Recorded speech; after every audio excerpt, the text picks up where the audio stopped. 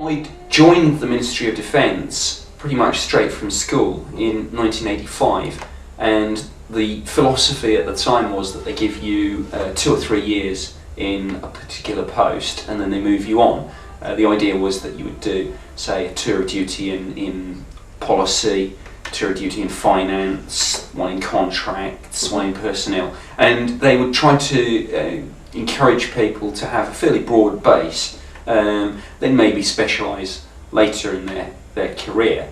So I'd done 2 or 3 different jobs, and then in 1990, after the Saddam Hussein invasion of Kuwait, I was seconded from Secretariat Air Staff, where I was doing a job where the duties included briefings for senior personnel visiting Air Force bases. I had some responsibilities to do with military aircraft accidents, but I was seconded out of that and into the Joint Operations Centre.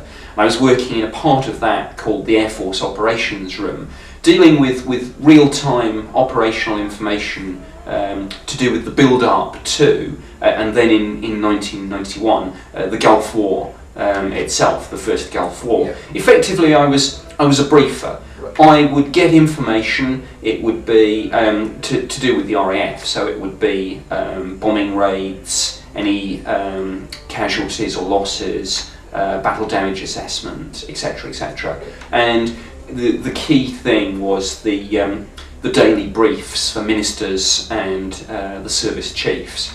And my job was to take raw data and to transform as it were, yes, to craft it into something succinct, accurate, that quickly gave those senior decision makers the information that they needed. While I was doing that job, certainly I think in the early part of 1991, the person that I was most directly working to said, look, I understand that before you were pulled out of your old job and seconded down here, you had expressed an interest in moving on from your old job. He said, I may have a job coming up after the war, and that job was the UFO job. So he said, would you be interested, because we had a fairly good working relationship, he said, would you be interested in taking that job up? I think part of me felt that I had actually been looking for a move, so there was, at a certain extent, I was saying, I wanted to move anyway. To another part of me thought, the UFO job? What on earth is that all about? And I think I was so intrigued that we even had a UFO job, that for a number of reasons, and I probably now can't put my finger on the exact decision-making process, but to cut a long story short, I said yes. The offer did actually materialise, and then in the summer of 1991, I actually started work on the UFO project. I didn't really have a detailed picture of what working on the UFO project would involve. I knew that the bread and butter of that part of the job was effectively to research and investigate the UFO phenomenon, and the Ministry of Defence's party line, as it were, was that these things are investigated so that we can come to a judgment on whether any of the UFO sightings might suggest anything of any defence significance, any, for example, a potential threat to the defence of the UK. But I didn't know much more than the standard policy, and that I would be investigating UFOs. I didn't know really the methodology of an investigation. I didn't know what sorts of cases I would come across. I certainly didn't know any of the history of the British government's involvement in this subject. Obviously I'd gone for a chat about the job, but it's not until you actually start and that you have the traditional, and back then it was a 1-week handover where you actually sit alongside the previous incumbent and effectively shadow him for a week and then take over the following week. It wasn't until I was actually doing that, sitting at the desk, going through some of the old files, taking some calls, that I really began to get a flavour of what was involved. in a sense that's good. I didn't really have any Yep. preconceived beliefs on the subject. I certainly had very little knowledge. I'd possibly come across Charles Berlitz's book on the Bermuda Triangle when I was a kid, which from recollection had a chapter on UFOs, but I was certainly not buff or believer or whatever. Neither was I a complete hardened skeptic, thinking this is complete nonsense. So I went in there, in a sense, with an open mind, but frankly not expecting to find, shall we say, little green men. So that was my mindset. Of course UFOs exist, I mean, because in its literal sense a UFO is simply an unidentified flying object, and therefore because people do see UFOs, there is a UFO phenomenon, whatever one thinks lies behind it. And I'm sure we'll get onto that. So UFOs are seen and reported in their tens of thousands, and that's an undeniable fact, and some of the witnesses, as we'll discuss, include pilots, military officers, police, etc., etc. I think the question is, perhaps, does having a UFO project imply a belief, say, in something exotic, even extraterrestrial? But the answer I'd like to give about this, if you'll forgive a little soundbite, is that there isn't a corporate belief in Martians, but there is a corporate belief in Russians. Now, it's interesting that the UFO phenomenon, obviously people have seen strange things in the sky throughout recorded human history, and I'm sure through unrecorded human history as well. The MOD's UFO project has its roots in something that happened in 1950, and I think it's interesting just for me to explain this, because I think it gives you the mindset behind why the MOD, and really why all governments that have dabbled in this subject, are involved. The then chief scientific advisor, the great radar scientist Sir Henry Tizard, Winston Churchill, after the war, had brought him back into government, and he was chief scientific advisor at the MOD, and he said that UFO reports were obviously being received from all around the world, and were obviously in the UK as well. He said we ought not dismiss these reports without some form of proper scientific study. And that was about as far as his statement went, but it probably gives you the quickest and easiest answer into why governments and the military look at these things. We don't know what they are, but rather than just guessing or dismissing, common sense dictates, particularly if the reports suggest structured craft with speeds and manoeuvres going ahead of anything we've got, at least we should be taking a look at that. And that's what Sir Henry Tizard said, and indeed that's why, as a result of his initiative, the MOD set up something called the Flying Saucer Working Party. Always a great It's absolutely, it's the most marvellously named committee in the history of the civil service, I'm sure. And we've had a few odd ones. Interestingly, its conclusions were fairly sceptical and reflect, to a fairly large extent, the government's position on the subject to this day. In other words, we believe most of these things can be explained as misidentifications of known objects or phenomena, as hoaxes or as psychological delusions of some sort. And we've seen no evidence to suggest that there's anything that makes the UFO subject worthy of any further study. We recommend a discontinuation of this research and investigation effort. The plug was pulled. A matter of months later, the RAF found itself in the centre of a series of fairly high-profile sightings where UFOs were being tracked on radar, being seen by pilots when their aircraft were scrambled to try and intercept these things. And the MOD was dragged, I think a little bit reluctantly, some would say kicking and screaming, back into the UFO subject, and has pretty much, until fairly recently, had a UFO project of one way, shape or form to the present day, with the brief being fairly constant: research and investigate the phenomenon, see if there's evidence of a threat. Yeah, defence significance is ultimately where it boils down. Exactly. Is there anything of any defence significance? And I think the sceptics within the MOD, and it's important to say that this whole sceptic versus believer debate has taken place as much at the MOD and in government as it has anywhere else, whether it's media, whether it's UFO researchers or anything. But the sceptical MOD line would be UFOs are of, quote, no defence significance. But again, there are plenty of senior politicians and military personnel who say, no, we believe that the UFO phenomenon is of extreme defence significance.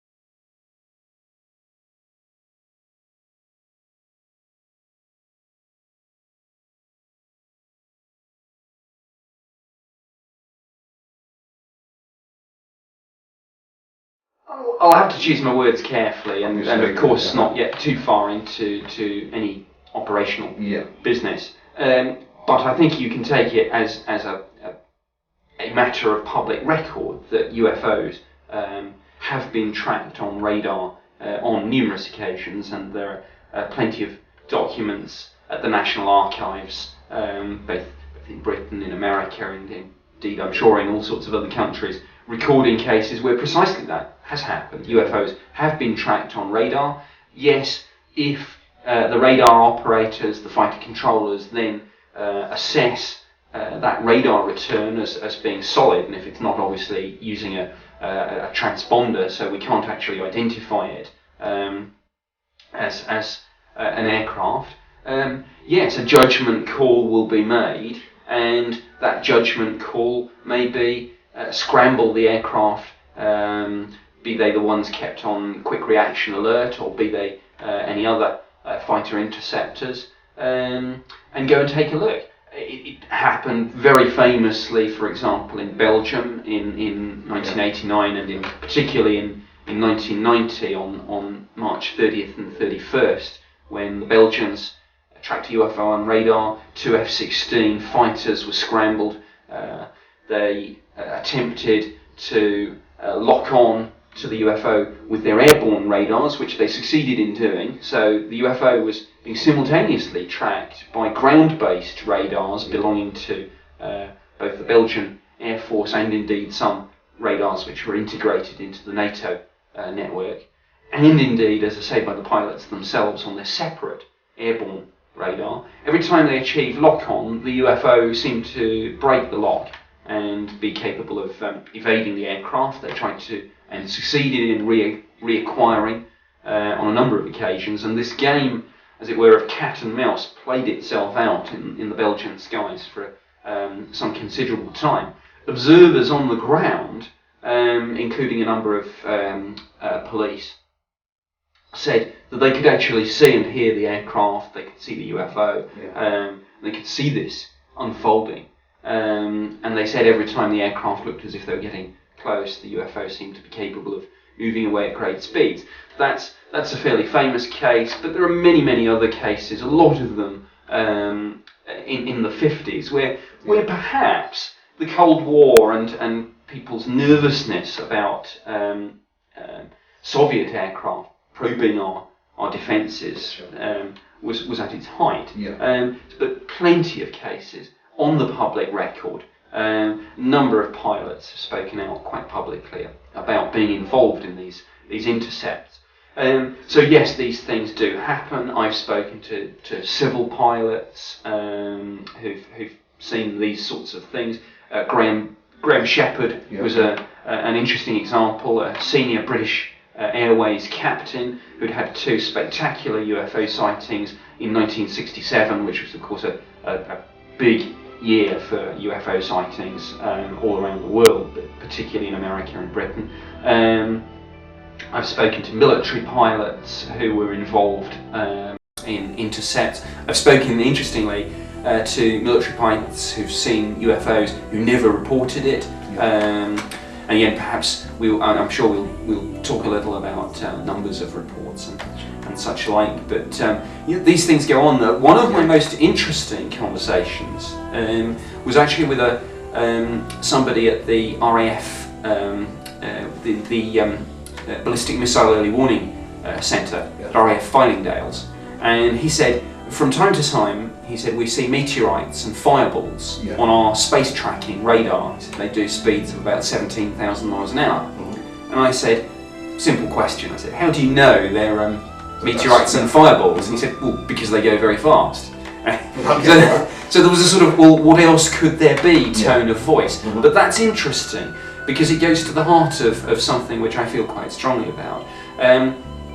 What's equally important in looking at the UFO phenomenon and the way in which the military respond to it, it's not just the equipment, i.e. your radar systems, be they space tracking radars or be they more conventional air traffic control or military radars. It's actually the training and the mindset of the people operating this. It's well known, and I can't go into obviously too much detail, but it's well known that, for example, you can use filter programs on radar to filter out anything that goes faster than a certain speed, lower than a certain speed, because all the time your radars are configured for what you're expecting to see, what you're actually looking for. Anything that doesn't conform can be filtered out by a computer program now, but the important thing is there's also a filter program up here. And I think people's minds sometimes say, well, that's interesting, I got an anomalous return on my radar system, but then it just faded away. Well, people know radar it's not an exact science. You can get a false return because of temperature inversion. A flock of birds in some circumstances will give you a return, the flock dissipates, the return disappears. But it's all too easy, I think, for your belief system to kick in, and if it doesn't behave like a conventional aircraft, the filter program in your mind can filter it out. I wonder sometimes how many interesting UFO cases have been lost because of that mindset.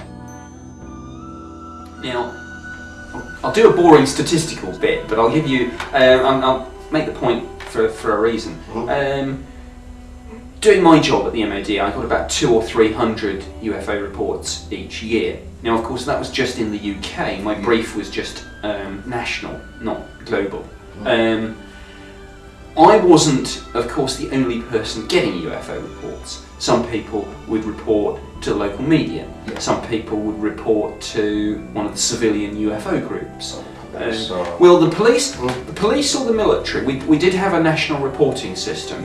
Anyone who reported a UFO to a police station, to a military base or to a civil airport, there was a standing operating procedure whereby those details should be recorded and the cases should be sent to the MOD for investigation. Now, having said that, it was clear to me that system was operating in a fairly patchy way. It needed beefing up. Some people had clearly lost the standard operating procedure, and I've spoken to some police forces who said, oh, we just treat these as hoax calls or crank calls. And I said, no, there's a procedure. You're supposed to record these and forward them to us. But the point is, there was a national reporting system. But as I say, some UFO reports go to the media, some go to the UFO groups. Most people won't actually report at all. Two reasons: fear of ridicule and simply not understanding where to actually make a report. Who you're going to call. So you could figure that my 200 or 300 reports were obviously just the tip of the iceberg. And I've seen this for myself at even at UFO conferences where you know that you're drawing in enthusiasts and people who've got a natural interest. I've seen it done with a show of hands. How many people in the audience, speakers will ask, have seen a UFO?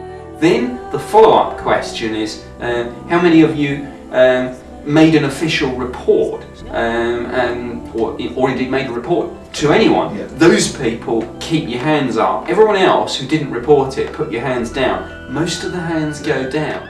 We only study a very small part of the potentially available data. But here's the interesting thing, that happens as much with the military as anyone else, even though the military should and frankly do know full well that there is a standard operating procedure and that they're mandated to make a report.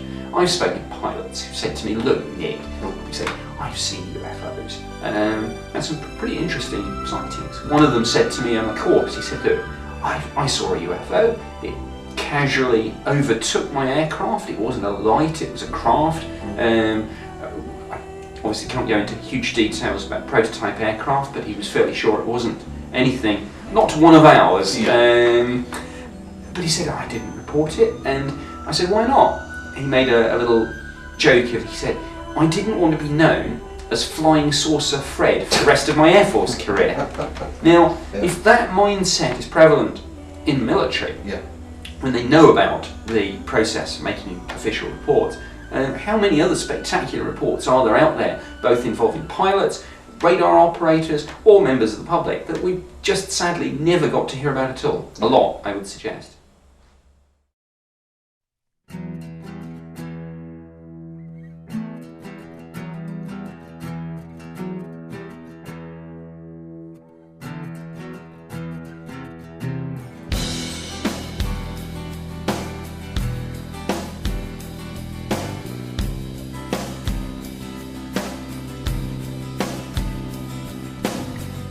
This particular one caught my eye.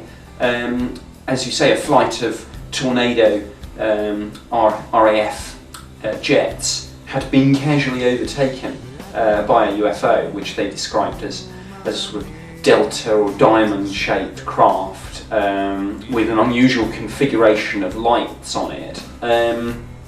There was some speculation that it was a stealth aircraft or some such object, but there was, for some reason or the other, and it's not really appropriate to speculate, there didn't seem to be much follow-up of the incident. So the MOD's file contains little other than the report from the pilots themselves. But knowing what we now know about the speed of a stealth and the configuration of lights, that explanation doesn't seem to fit.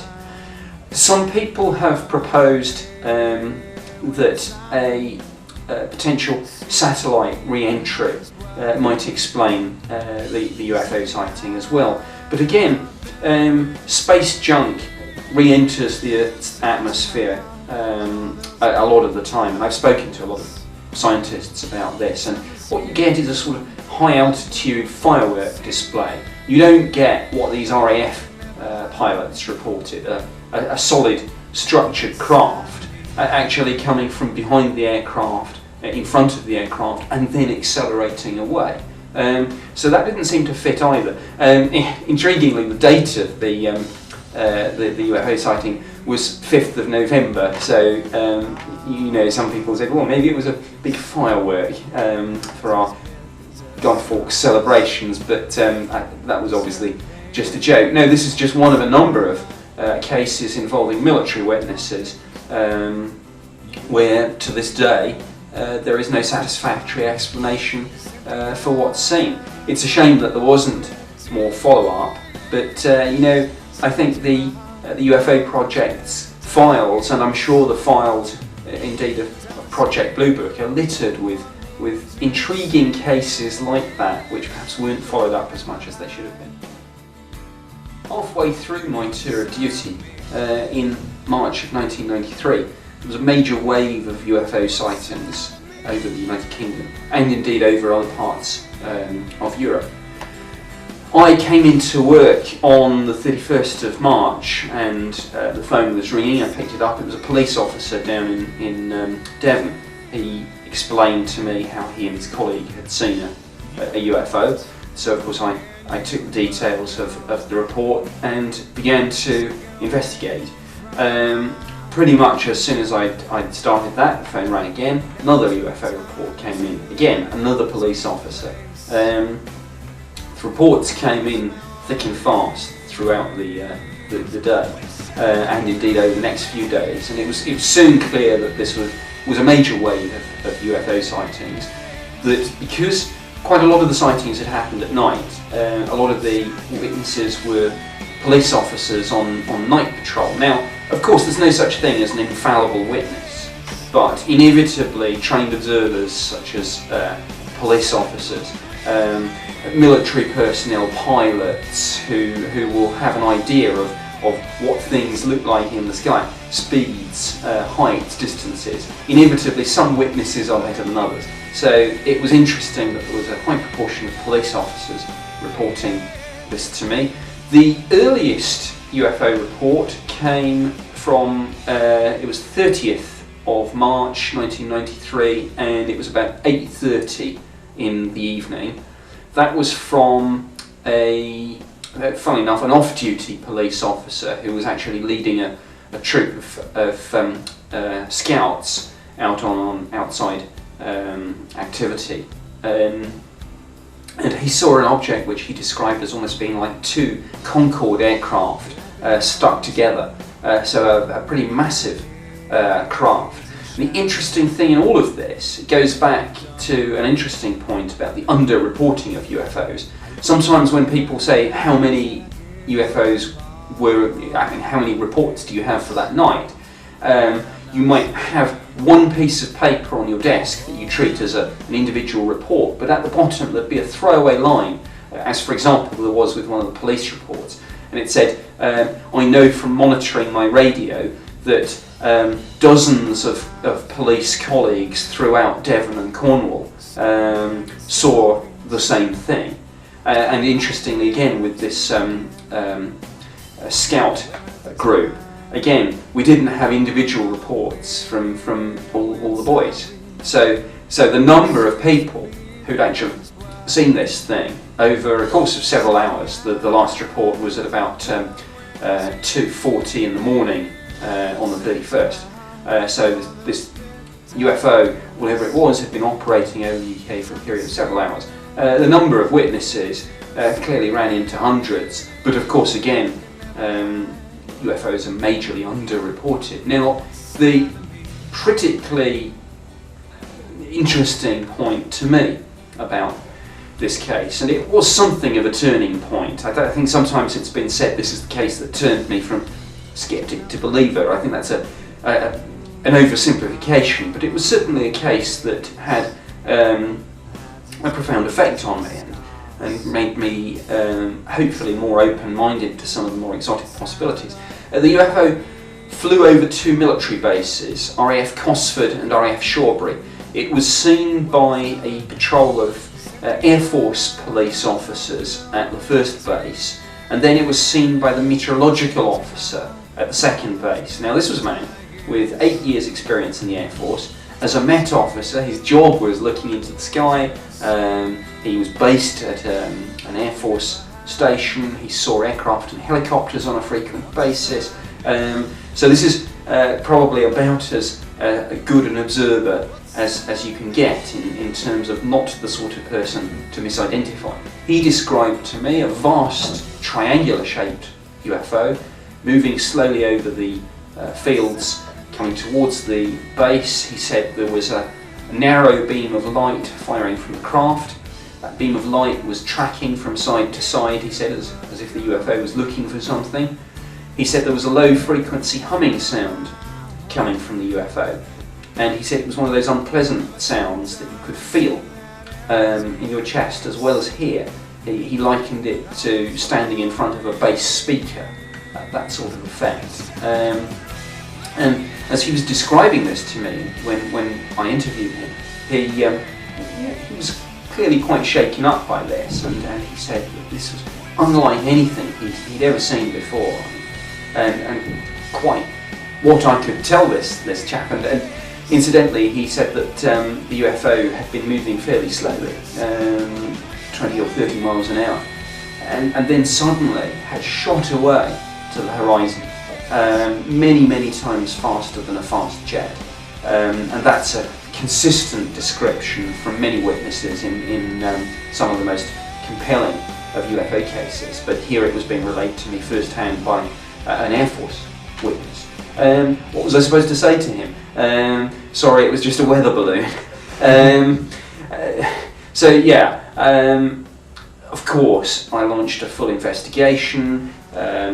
We checked all the usual sorts of activities that give rise to misidentifications. We at any given time have an idea of what's flying in our airspace.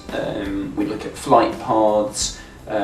We look at the radar data. Of course, I ordered the tapes being pounded and sent to me at Ministry of Defence headquarters. We looked at those radar tapes. I worked with some specialist radar staffs in the Air Force. We looked at the data.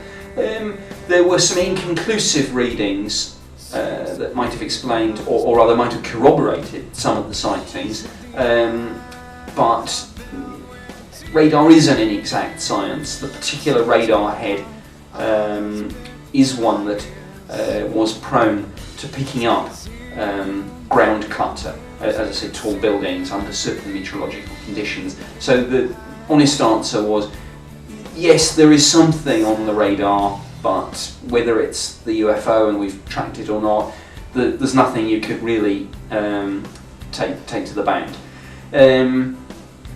This went up the chain of command through my head of division to the assistant chief of the air staff, one of Britain's most senior military officers. He said, as often happened with the most interesting UFO cases, this was almost the catch-22.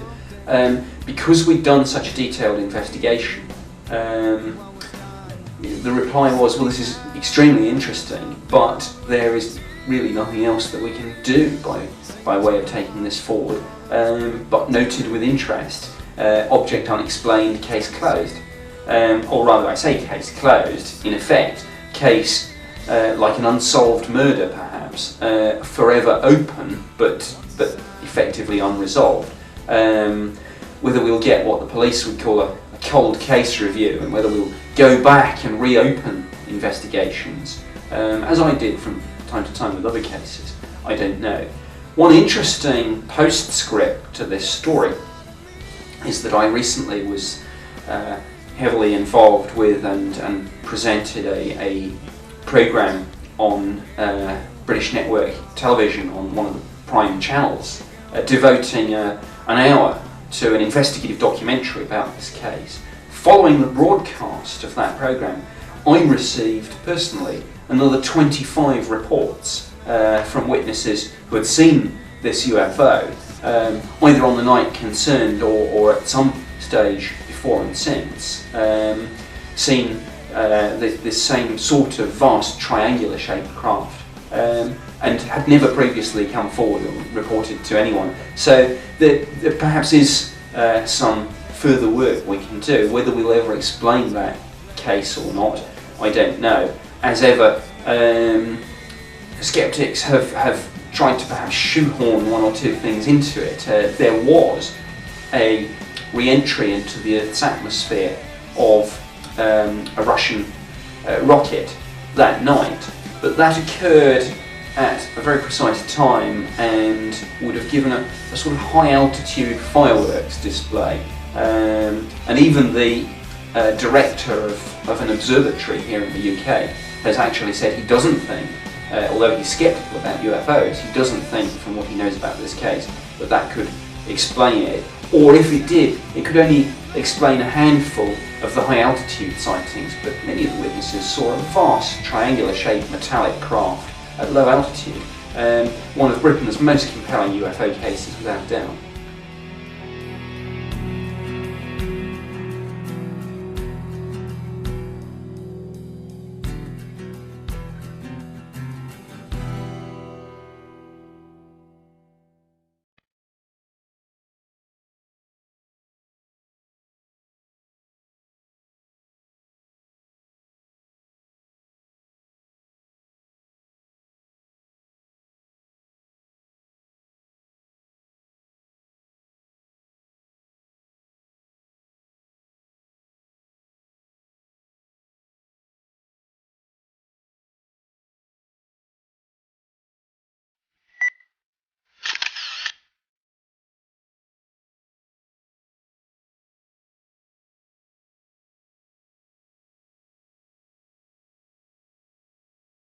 Yes, I mean, to me, Rendlesham was always the most important case in the history of the British government's UFO project, and indeed I reopened the investigation into it to try and do, again, what a police officer would call a cold case review, to try and see, did we miss anything first time round?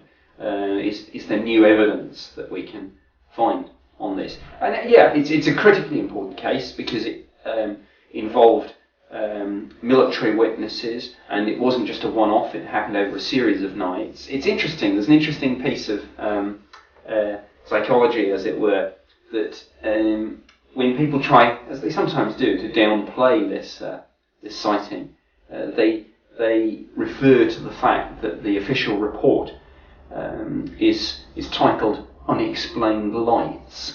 When you actually read the official report that is entitled Unexplained Lights, it makes it fully clear that what we're dealing with was a landed metallic craft, and on the first night lights in the forest were seen. Patrol thought that maybe one of the aircraft from the two bases involved, RAF Bentwaters and RAF Woodbridge, twin bases under a unified command separated by Rendlesham Forest. They thought one of the aircraft had come down. They went out to investigate. They saw this landed metallic craft moving through the trees, touching down, flying off. One of the military personnel got close enough to touch the side of the thing. They sketched, one of them sketched strange symbols on the side of this craft, on its hull, which he likened to Egyptian hieroglyphs. They do claim that they took photos of it as well, but that they were told, some of the United States Air Force witnesses, that, oh sorry, there was nothing on the film, it was just fogged. Obviously a lot of conspiracy theories have grown up as a result of that. The UFO came back on a subsequent night. This was December 1980. The Deputy Base Commander, Lieutenant Colonel, or Lieutenant Colonel as they say in the States, Charles Holt, had heard about these UFO sightings. He was at a function and the door burst open and a young airman ran up to him and he said, "Sir, it's back." And Holt looked a bit confused and he said for a moment, What's back? He said, "The UFOs, sir, the UFO's back." So Holt threw together a team of people. He took some powerful generators, light generators called light-alls, into the forest with him, and he took also a personal dictaphone on which he recorded his thoughts and observations as he and his team effectively tracked the UFO. And the interesting thing is, his words were that he went out to debunk this. In other words, he thought it was all stuff and nonsense, but he couldn't debunk the thing because he ended up becoming a witness to it as well. And I've heard the tape. You can hear the tension and fear even in their voices as the UFO approaches. At one stage it's firing beams of light down at the military establishment. Again, clearly, whatever you think UFOs are, this has got to be of defence significance, it seems to me.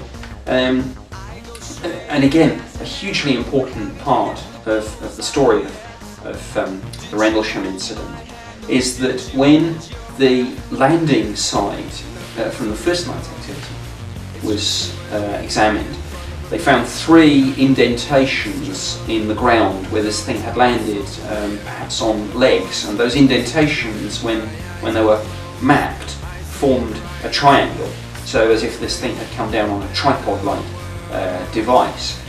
And most interestingly of all, when they looked at the area and they ran a Geiger counter over it, they found that the radiation readings they recorded were significantly higher than background. And that quote comes from a Ministry of Defence assessment done by the Defence Intelligence Staff. And surprise, surprise, they peaked, those radiation readings, in those 3 indentations where the UFO had briefly landed. So all sorts of interesting things. There are still many unanswered questions about the Rendlesham Forest incident. Many things, frankly, were mishandled. The initial investigation was not done as I would have carried it out. So far as I can tell, no cordon was established around the landing site to prevent cross-contamination. No detailed search with metal detectors was undertaken. No soil samples were taken. So in many ways this was a mishandled investigation. An intriguing unanswered question is the removal of certain items of evidence. We don't know what they are. It might be the photos, it might be other things that are not recorded in the files. But the Commander-in-Chief of the United States Air Force in Europe, General Gabriel, made an unscheduled visit, so far as we know, to Bentwaters Woodbridge after the event, immediate aftermath of the event, and recovered certain items, returned them to his headquarters in Ramstein, Germany. Now, the file on this, the Ministry of Defence file, makes very interesting reading because it says somewhat plaintively, maybe we could have a look at these items too. But again, there seemed to be no follow-up. So the trail, I won't say it's gone cold, because I know that a lot of people are aggressively using the Freedom of Information Act both in America and in Britain.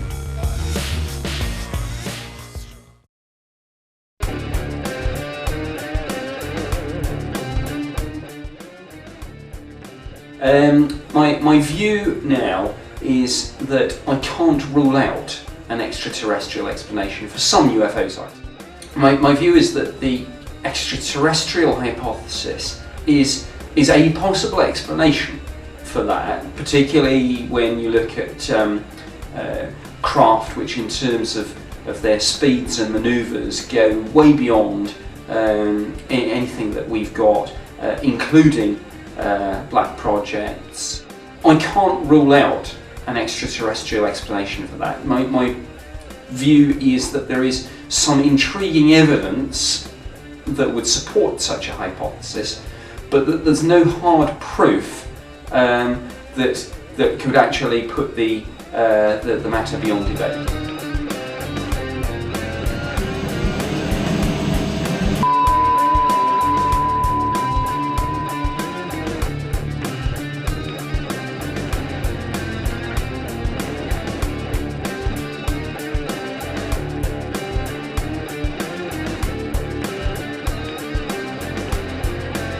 Well, I think with both UFO sightings and indeed with the alien abduction phenomenon, one could say that in a small number of cases, and I want to make that very clear, it's only a small number of cases, psychosis could I think be both the cause of the experience and indeed the result of it in different circumstances. It is unquestionable that there are some people whose mental illness will cause, say, delusions, and that with some mentally ill people they will fixate on the UFO or abduction phenomenon and they will see or describe their experiences or such like in that way. But none of this is meant to disparage the phenomenon. I think one could say that people with psychoses like that will fixate on all sorts of different things. Often it's religion. So it doesn't come as any surprise that some people with psychoses would drift into the field of ufology. I think the flip side of that is almost more interesting. Could some sort of psychosis be the result of an experience, whatever that experience might be? And I think unquestionably the answer has to be yes. The obvious consequence, and I've seen it with some people, is clearly post-traumatic stress disorder, which, whether somebody has had what believers might call a genuine encounter with say, extraterrestrials, or whether the person simply believes that they have, perhaps because they've misidentified something. It's quite possible that that person could be profoundly affected by their experience, and the consequences of that might be post-traumatic stress disorder. It might actually go further and become some form of more serious psychological or psychiatric condition. Recognizing you, recognizing you.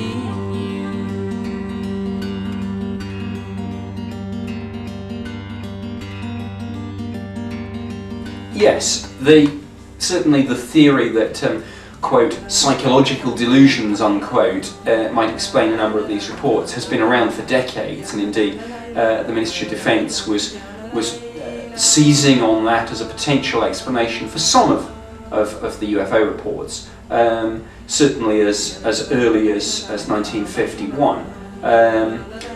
Having said that, it's interesting.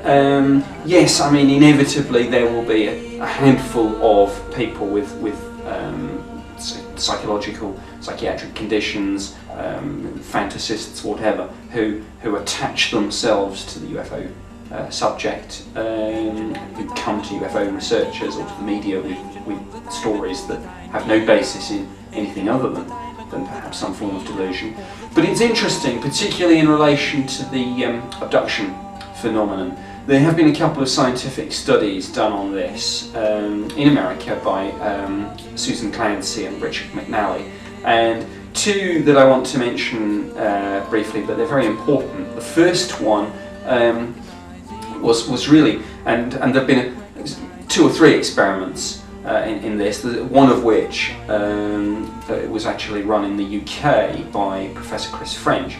There have been attempts to look at a look at a group of abductees, and in a double-blind experiment to compare and contrast those abductees with a control group of non-abductees.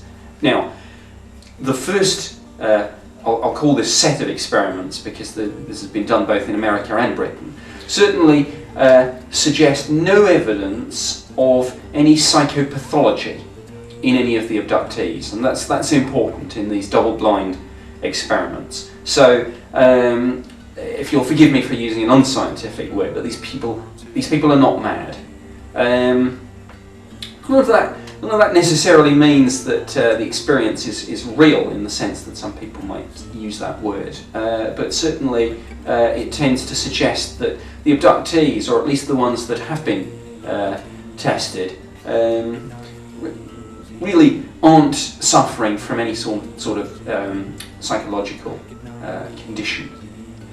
The other experiment was equally interesting, and what was done was that, again, in double-blind conditions, the group of abductees were asked to relay their experiences. A control group of non-abductees was asked to relay very similar experiences as if it had happened to them, and imagine themselves suffering the trauma of it, both physical and psychological. Now, interestingly, these people were being monitored, and in the group of abductees and not the control group, they found physiological responses such as more rapid heart rate, increased perspiration from the abductees. Again, none of this proves that the experiences happened in a real physical sense, but it did suggest that these people weren't lying, and that they genuinely believed that these experiences had happened. Belief is hugely important. Now, I don't think a belief can of itself generate an experience, certainly not the sorts of physical experiences where we've got UFOs tracked on radar or other physical trace evidence where a UFO has landed, where it's been photographed or such like. But belief is important in my opinion, not so much as the stimulus for an experience, but in the way in which we interpret experiences. Inevitably, I think how we perceive something. That goes not just to UFOs and abduction experiences, but of course much wider. It really covers many things in our ordinary everyday lives. Your beliefs, your knowledge and your cultural background will play a part in how you perceive and interpret experiences. I think the example that I can give in relation to this is that imagine a scenario where somebody wakes suddenly and sees a shadowy figure at the foot of their bed. Now, if that person is particularly religious, they might perceive that experience. They might come to believe that what they've seen is an angel or a manifestation of the Blessed Virgin Mary. If that person was a ghost hunter, they might be thinking in terms of spirits. If that person was a ufologist or had a knowledge of ufology, inevitably they might look at this in terms of aliens and alien abductions. Now, an interesting theory to follow that point up is, what if these experiences, whatever they are a little bit more amorphous than we might suspect? What if there is a phenomenon, but it is neither extraterrestrial nor religious nor any of these other explanations? It is amorphous, but it collapses into something more tangible when it interacts with the witness. In other words, it sort of takes something from the witness's knowledge and culture and belief system and is then perceived and defined in that way. And there's an interesting parallel with quantum physics, and I suppose the whole interaction between an event and the observer actually affecting the experiment itself. And I often wonder whether both UFOs, alien abductions, and perhaps all manner of other strange phenomena might be explained in a way more akin to quantum physics.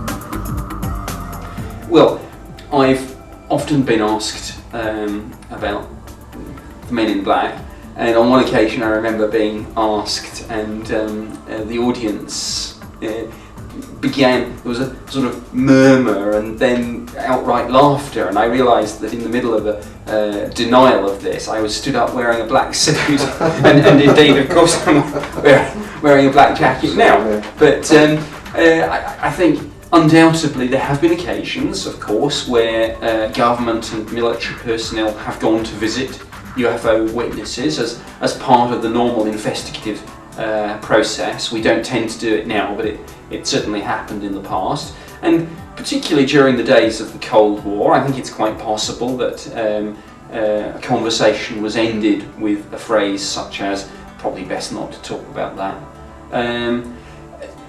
For I think fairly understandable reasons, more to do with just being a sign of the times. Just the default position back in the days of the Cold War was not to discuss anything to do with the government and the military and intelligence. I think there's a world of difference between that and suggesting that there's some sort of agency going around silencing UFO witnesses and researchers. I mean, actually, if there were, they're an extraordinary inept agency, because of course there are sort of TV programs, DVDs, radio shows, absolutely. So I don't hold much for that theory. I think there are potentially another couple of points worth mentioning. It's quite possible to me, it's well known that in the UFO research community, many of the individual researchers and groups hate each other and are in competition with each other. So it's quite possible that somebody perhaps gets a whiff of an interesting case and then goes and visits the witness and thinks, well, I'll pretend to be from the government and I might get some more information. It's possible that we're dealing with Walter Mitty type fantasists. It's well known and documented that there are people who dress up as police officers, as paramedics, and actually go to the lengths to get the correct uniforms, vehicles, etc., as part of a sort of fantasy. It's probably quite glamorous to portray yourself, if you're going to have that sort of ultimate fantasy, as part of a sinister government conspiracy and group of people in charge of the truth about extraterrestrials and UFOs. It's also possible that some of the people who claim to have been visited by sinister men in black are simply not being truthful when they make those claims. So again, I don't think there's one neat answer. There may be a lot of different things going on, but despite the way I'm dressed, I'm not some sort of real man in black. We just asked the question which leads on from that, which is what a lot of people want to know. Yes, indeed. You are wearing black, you've left the MOD, or are you a stooge? No, it's a simple question. Yeah, it is, sure. And he wants to answer it. Yeah, I want to answer it, because it is a question. You've got to tell people. It's all over the internet, so yeah, sure. Well, ever since I spoke out publicly about the UFO phenomenon, I've been accused by certain UFO researchers and conspiracy theorists of being a disinformation agent, being part of the cover-up, but being somehow put out as the friendly face, designed to encourage UFO groups to send their reports to the government, designed to mislead people and plant false stories, etc., etc. Those stories first surfaced as soon as I spoke out. They haven't just started now I've left the MOD.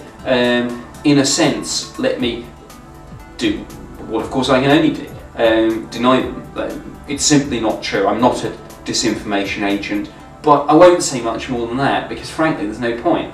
The sorts of people that believe I am are probably so wedded to the idea of a cover-up and a conspiracy that nothing I say is going to change their mind. I'm not going to deny it and then have them turn around and say, oh, all right then.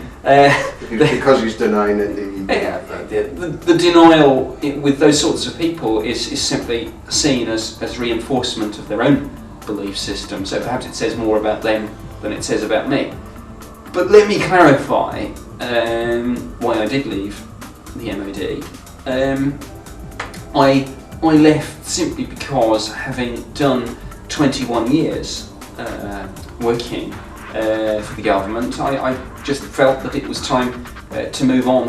I've got a number of outside business interests, and I just wanted to spend more time pursuing those business interests. I didn't leave because I had got too close to the truth. I wasn't forced out.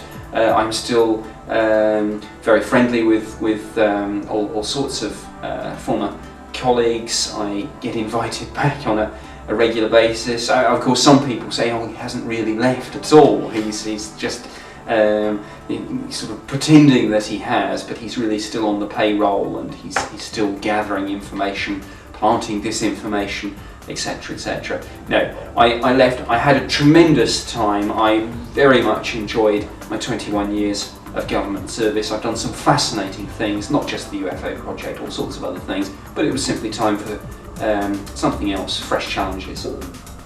Have you ever met Scully and Mulder? I've never met. You mean the actors? I've never met David Duchovny or Gillian Anderson. I would particularly like to meet Gillian Anderson, and I have several occasions expressed a desire to work with her on various projects. And no, I think, actually, joking aside, it would be a good in-joke, and honestly I haven't got any ulterior motive for that whatsoever.